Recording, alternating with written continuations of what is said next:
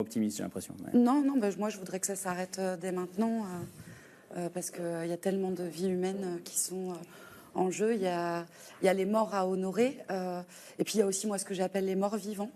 Moi j'ai pu rencontrer, parler avec des gens qui ont pu être évacués de Gaza, et ils ne seront plus jamais les mêmes. Et il y en a même certains ou certaines que j'ai même pas reconnus physiquement ou à leur voix. Et je me demande comment la société gazaoui, qui est aussi une société en soi, va pouvoir se remettre de ça. Et comment les Palestiniens vont avoir voix au chapitre.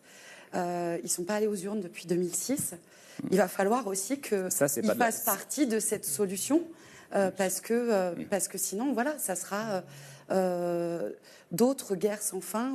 Il faut aussi qu'ils soient impliqués eux-mêmes à ce processus. Et je suis pas pessimiste. Moi, je reste quand même optimiste malgré les histoires horribles que j'entends tous les jours. Je pense que on se rendra compte de l'ampleur de ce qui s'est passé à Gaza, de ce qui se passe à Gaza, malheureusement trop tard, et on dira ok, en fait c'était une guerre sur Instagram.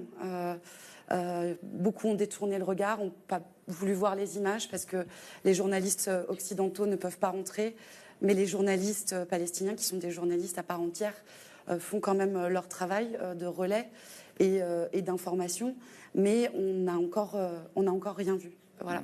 Et donc moi je souhaiterais que ça s'arrête